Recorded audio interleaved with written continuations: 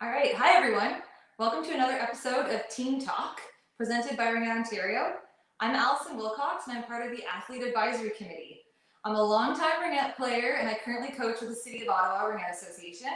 I am super excited that I get to interview Sheri and Erin Markle today. So welcome, ladies, and thanks for being here with me. Hey. Hi, Allison. How are you? Hi. Good, thanks. So let's get started with some questions because I really want everybody to be able to learn some more about you. So can you tell us a little bit about yourselves? So what association you're currently affiliated with? What do you guys do in Ringette, and how long you've been involved in the sport? How do you want to do this? You want me to go and you go? And you go? You go first. Okay, I'll go. I'm Erin. I've played for Waterloo Ringette Association my entire life. I think I've been playing Ringette for 19 years. I play Ringette. I've coached. I help with power skating, kind of whatever. But yeah, that's me. I'm Sheri, Erin's mom. I've been involved in the sport for, let's just say, over 40 years, to just round it number. I grew up, started in Woolwich, and then family moved to Waterloo. So Waterloo Ringette Association has been my home for the most part for my life. And coaching, currently coaching Waterloo NRL, and as well, just happy to be joining the junior national team as an assistant coach as well. So that's me.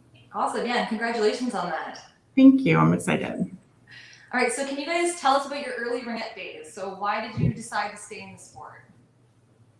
Like I said, I started when I was 3 probably, and I don't think it was ever even a question or anything that came into my mind if I wanted to play anything else or try something else. Like, I loved it. I look forward to it. My friends that I met are still my best friends now. So I kind of had everything that I needed and wanted in the sport. So I definitely, like, it wasn't even a question for me. I loved it and I still love it. Yeah. Well, I joined Ringette again back in the early days, and Ringette was still relatively new. I failed a figure skating patch, and then I just decided there was a new sport in town, and my parents decided to sign me up for that, and that was it. Loved the game and the team aspect, and like Erin says, talks about family and friends, and I think that's just. It's always felt like home, kind of. So that's why I stuck around. Awesome. Yeah. So Sheri, why did you decide to become a Ringette coach? And what was your transition like going from player to coach? I think it really was a natural transition for me. Like, I started out obviously playing, and then I think it was about 16 when I did my first on-ice instructor program with actually Ringette, Ontario. They ran a residential camp called Quanahar. Shout out Kelly Campbell if you're watching in the old days. But so I went from being an on-ice instructor and then just transitioned to helping my niece when she joined the sport, started with bunnies and learned to skate. And then when Erin came along, it was just kind of a natural. My Ringette career was nicely ending, and hers was beginning. So it was a really natural transition for me to move into that role, and then just due to loving it and the girls being involved with the girls, it was just a stick around kind of thing. So awesome, great. So Erin, what's been your biggest challenge you've encountered while pursuing Ringette at a high level, and how did you overcome it? Yeah, I mean, there's always something. I would say personally, for me, just performing under pressure is super, I don't know, it's new and it's difficult. Like when I got to the Team Canada stage and I was wearing that jersey, there's people in the stands, like more than just my family and friends. And it's something that I've never had to kind of do, is shut out all the exterior like things going on and really just focus on what I'm there to do and what the team's there to do. So I would say just like really learning to forget about everything that's going on and like perform and play, not only how I know I can play, but like play better than that, like reach a new level. And I would say overcoming it, I still am overcoming it. Like I've definitely come a long way, but I still overcome it and try to find new ways to just let loose and just play and do what I am here to do, right? Like, we can do it. I made the team for a reason. So just going out there, doing it under pressure, and forgetting a bad shift or forgetting something, like letting it go and knowing that you're going to have another one and just starting that fresh. I would say is probably personally like the hardest thing that I've kind of encountered playing at in like the high performance level.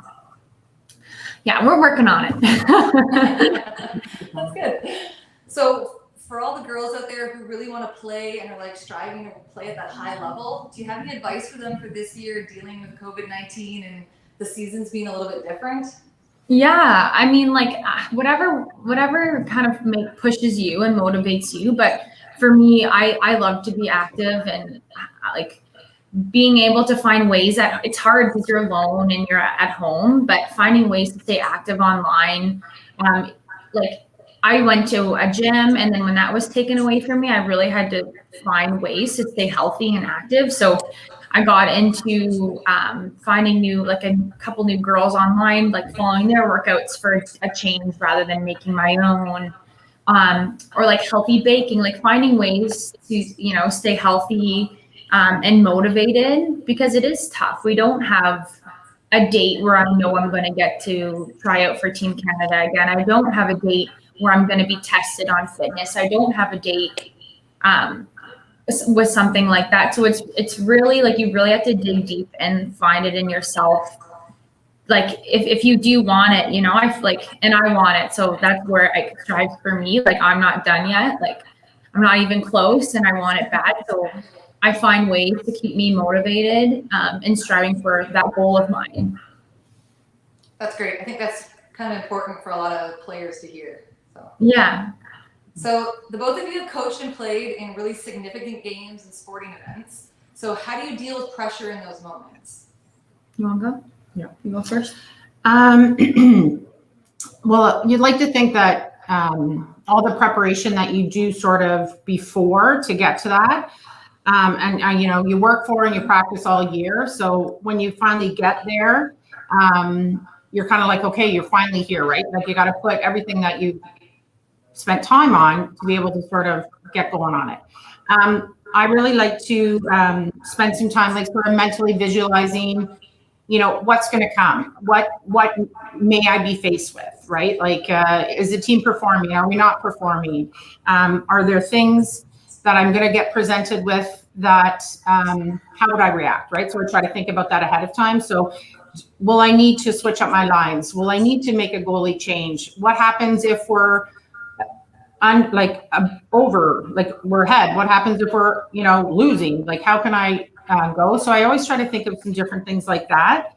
And then really, I think every exposure that you have, you gain experience from. So you really can adjust your style from learning kind of, well, last time I did that, like it blew up in my face. Maybe I won't do that. Maybe I'll try something different. So again, and not getting stressed out because you don't know what's going to come either, right? So you can think of, okay, the what ifs, and then just give yourself a few little strategies to say, okay, if this happens, I will do this kind of thing. So that's from my side on the coaching side for sure.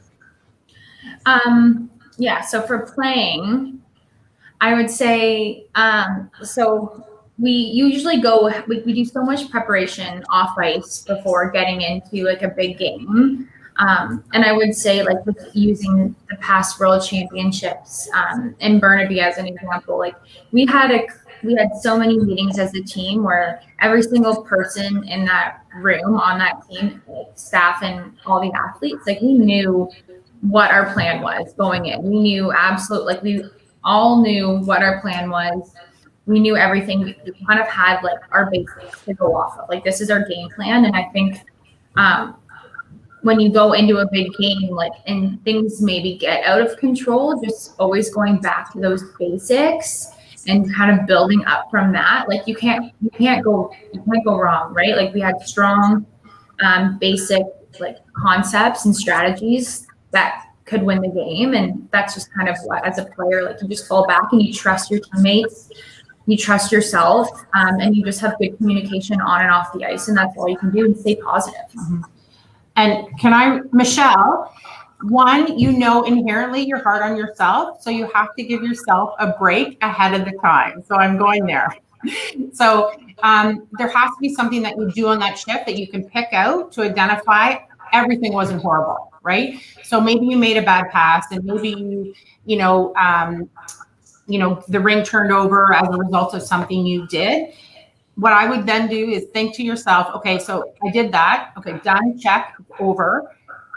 Give me some, then review, sort of say, there has to be, what one thing did you do good? Did you have good coverage up until that point? Did you see the ice well?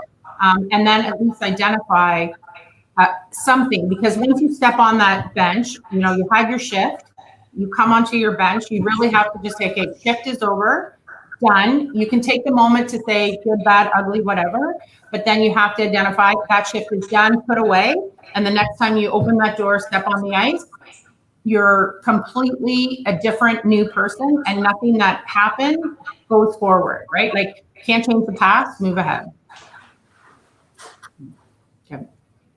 Perfect. Yeah. If anybody else has any questions for Sheri or Erin, please put them in the comment sections, and then they'll be able to come up and we can answer them. Yeah. So my next one is, so our families have something in common in that we all come from a 3-generational Ringette families. Yes. So my grandmother actually used to coach my mom and my aunts on outdoor rinks in Sudbury, and my uncle was a referee. He's been a long time coach and referee, and now I've got my husband who's also coached and is a referee. So I know what it's like to come from a Ringette family. So Sheri, both your father and brother are involved in Ringette in different capacities. What has it been like participating in Ringette with so many of your family members? Well, I love it, of course. No. So I think I think I'm fortunate. I think there's so many Ringette families that are involved. And I think it just brings an extra dynamic to our family. We know the same people, we can talk the same language. It's great that, dads get involved to help their daughters. Brothers get involved because they're kind of dragged to the rank. What are they going to do, right?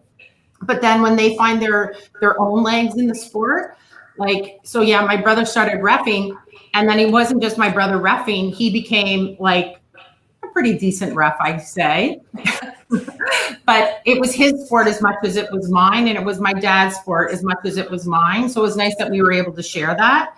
And then obviously lucky Erin, started to get all 3 of us. But I don't know, what do you think on that? Yeah. You love it. Love having my grandpa. Yeah, my grandpa telling me how to play. I think his famous thing is just says you win by putting more goals in the net than the other team. That's a good coach. That's the secret. Oh, he's listening. That's grandpa right there. By the way. I don't think it affected me as much, other than we get to talk about it at family dinners and stuff, which is nice. It's more than just, my mom and I who know and can have an actual impactful conversation about something that's important to us in the sport. So honestly, it's awesome. It's fun. I love seeing them at the arena. I love feeling more like home and family. So I think it's awesome, and we're definitely really lucky to have that. Yeah, for sure.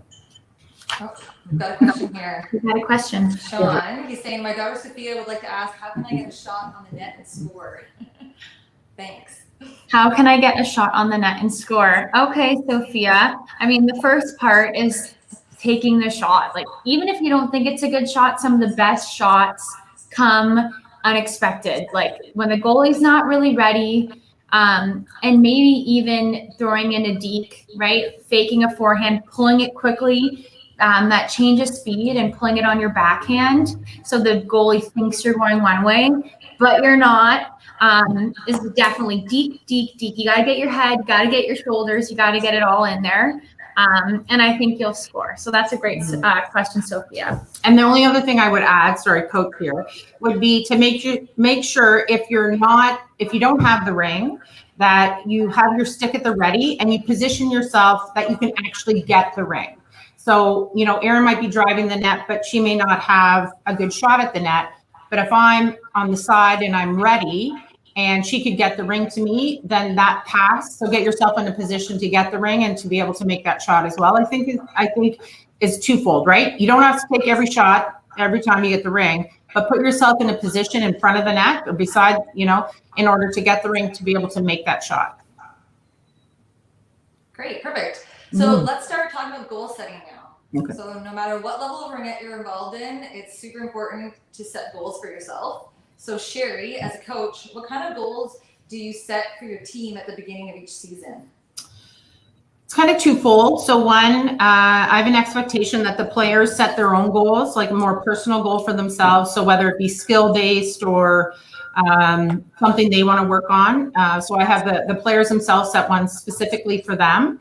And then the team as a whole, we would create additional ones for the team, short, long-term, whatever, right? So we could all say, I want to win nationals. Okay, that's great, but we're not going to get to nationals until what, right? So we sort of have our gradual short-term goals that will get us to the next step to build up. And usually, so the teams decide those, right? So it's a good team builder for the team, obviously, to be involved in and pick those out. And then review the goals, like, are we on track? Are we not? Do we have to adjust depending on, you know, what the year looks like? And then fix them as we need to. So it's good. How about you? Erin, how do you deal with disruptions or detours when you're trying to achieve a goal?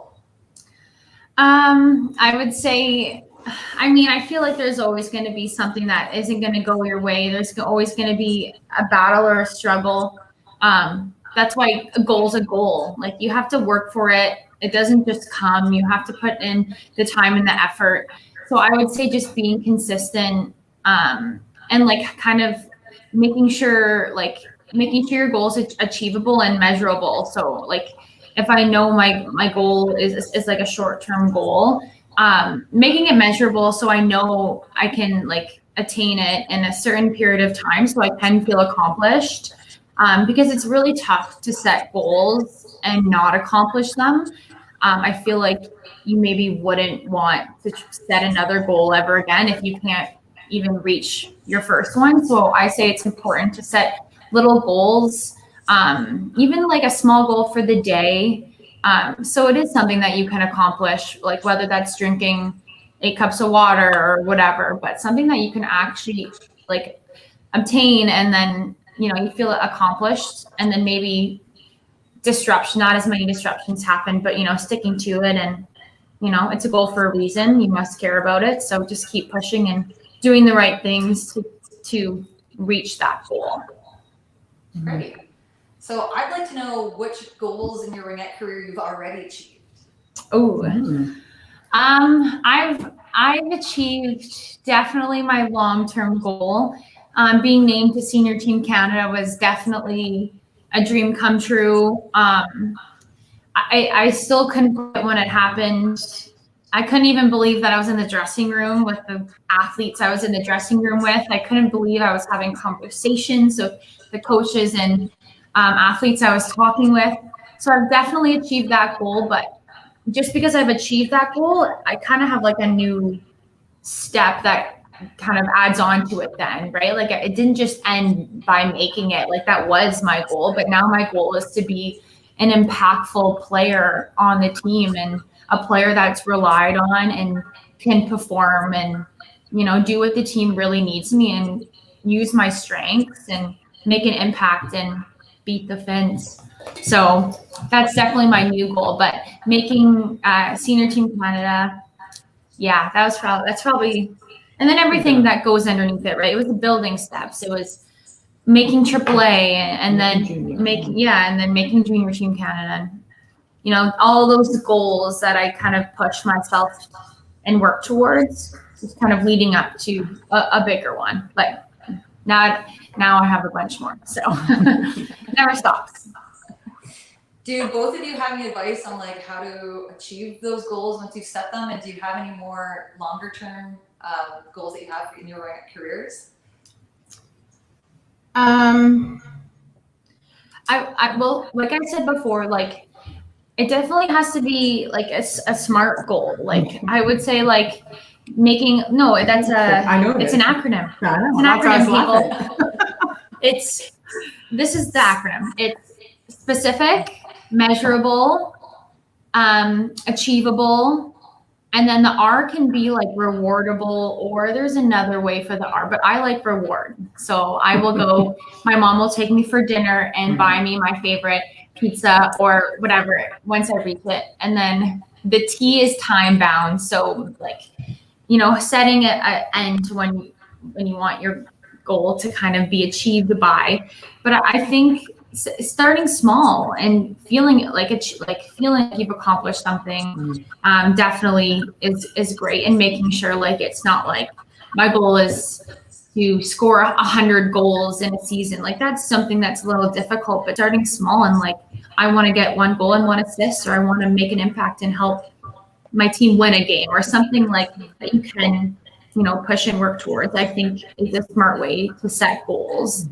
And like I said, my long-term goal now is to be an impactful player on Team with Team Canada, and deal and push like I said, performing under pressure is something that I struggle with. Push all that away and be able to just be free and play how I know I can play, and even better is definitely how I want to feel on the international stage. And it can be shift by shift too, right? Like, again, they can't be these monster huge goals, because it's very unlikely that that monster goal, like not every kid has the same goals or focus on the same thing. It could be that, this game, I want to do this, or I want to, I don't know what it is, but it has to be something smaller and not feel like, oh my God, I'm overwhelmed, I've got too many. Because then I think they're juggling too many things and too many balls, and they're not going to get maybe one thing right, because they're trying to get 5 things right, and they're too distracted and not focused on, a one main thing, and take one at a time, focus on that as you go, and it should be good. Oh, great, perfect. Oh, we've got a question here from Rachel. So what was your favorite year of minor ringette? Well, I know this Rachel McIntosh, she's kind of familiar. Well, with all my besties, we had a very competitive team growing up, but we never won. We never really won. We were always like second, third, but we were a very talented group of girls. So I would say my favorite year of minor ringette was winning provincial championships. So we became Team Ontario. And U14, No. Yeah, it was U14. So we got to go to Easterns. No, we lost. No. We still won. Okay, we won in junior, U16 AA. Yeah. U16 AA, we won, and we got to go to nationals, which were in London, Ontario. Yeah, we were bells. We were bells. Oh my gosh. It was This is not a good question for Erin. It was 2015. It was Erin's second year Oh my U19. Why do I think I was She remembers. Well, actually, so that was our team. So yes, Rachel was on that team. But one of my favorite years, I'm not even gonna lie, and people will roll their eyes, but when I coached novice B and my little Waterloo Wildfire novice B'ers, we would get our butt kicked pretty consistently at regionals when they kind of finally structure you to wherever. So we had been playing against a very tough team all year, and again, this is novice, right? And anyway, our little girls came back and won the game, and in their mind, beat their monster team that they could never beat.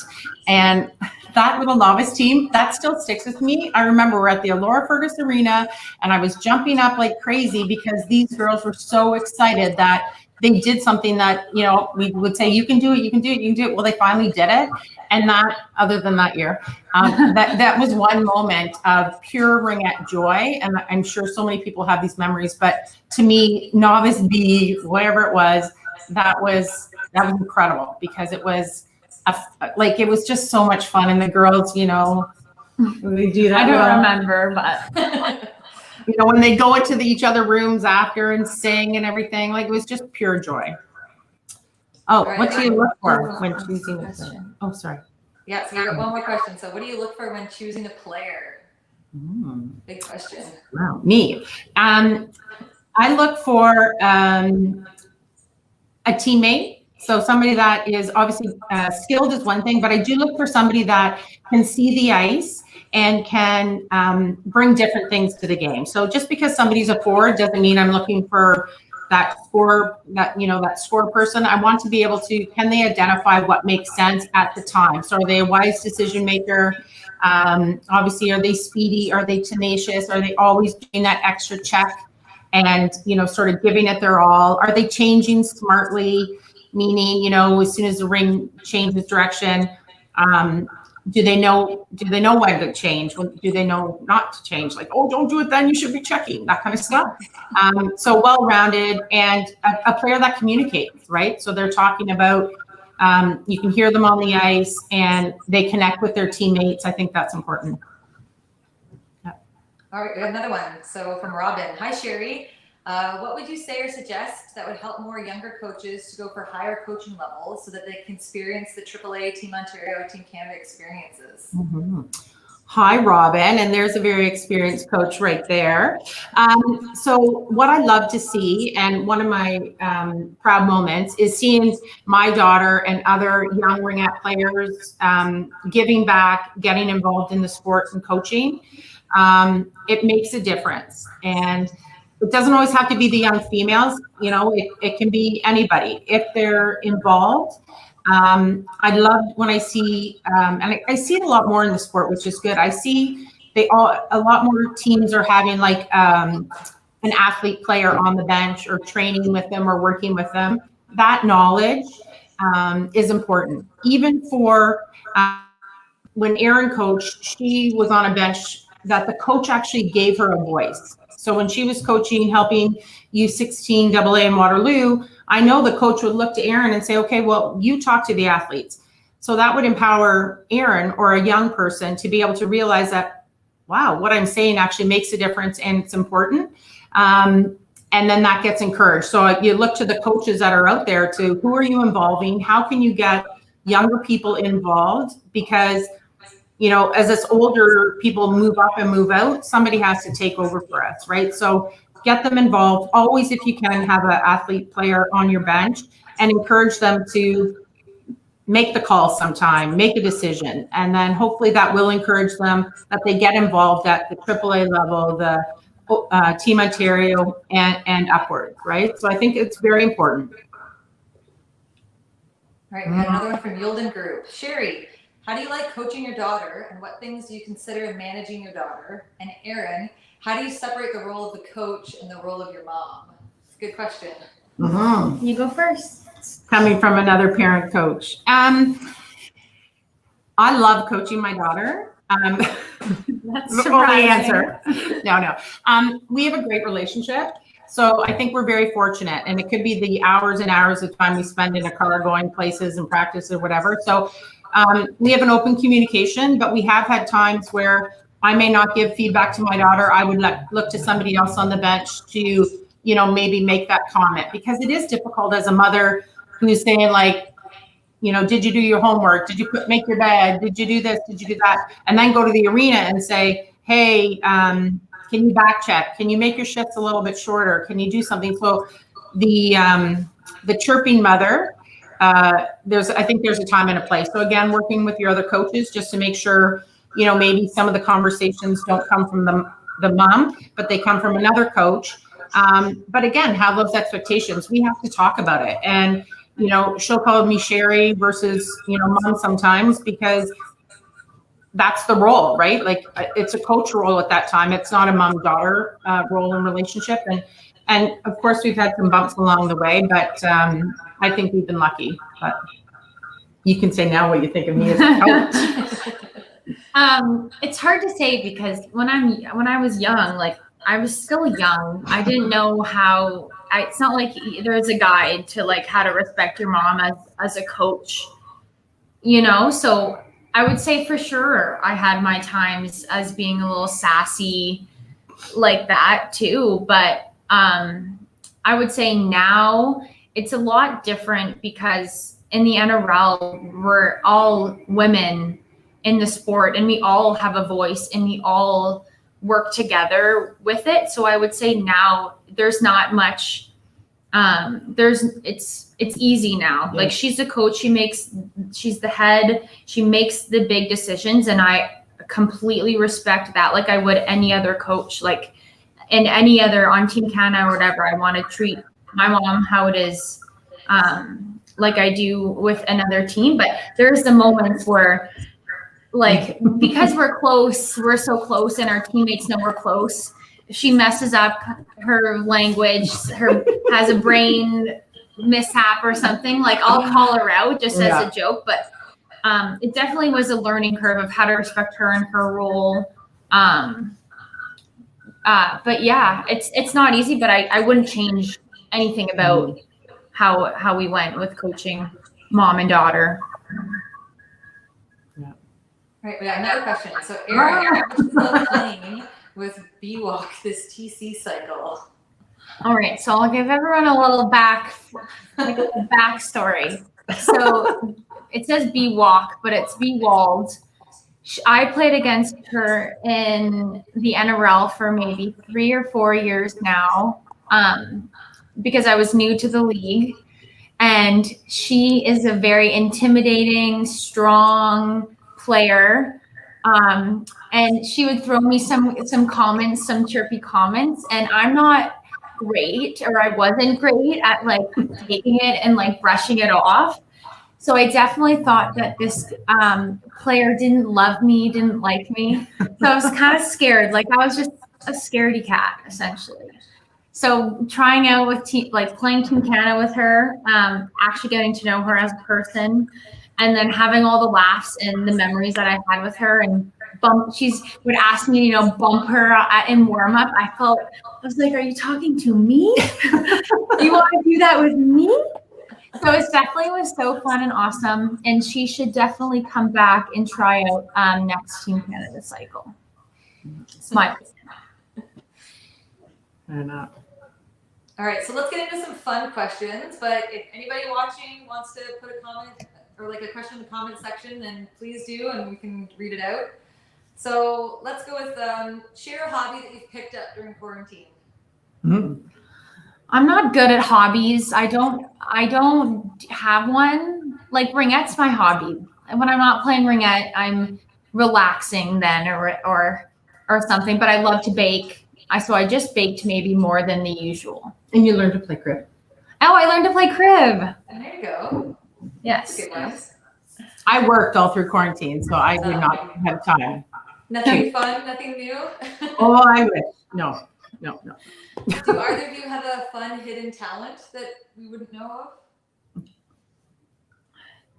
of? I like to think I have a hidden talent. I'm a pretty good group selfie taker. Oh. So I think I got long arms, so I always try to get a good angle with group shots. It's just like nose, eyes. Yeah. Just me. Just her eyes like this, and then everyone else. But I think she's great, so we'll just let her have that. Yeah. Not me though. Nothing? I don't have a hidden one. I let them free. Everyone knows them. Everyone's aware. Do you guys have a favorite comfort food? Yeah, I eat pizza. It's not even a comfort food. It's just a favorite. Like it is a comfort food, but I eat it so much that I don't want to call it that. It's a staple meal for me. I love my pizza. Ice cream. Oh, bad. Yeah. Not bad. I know it's good. It's good. Yeah. All right, so my last question, unless we get some more in the comments, is what's your favorite Ringette memory?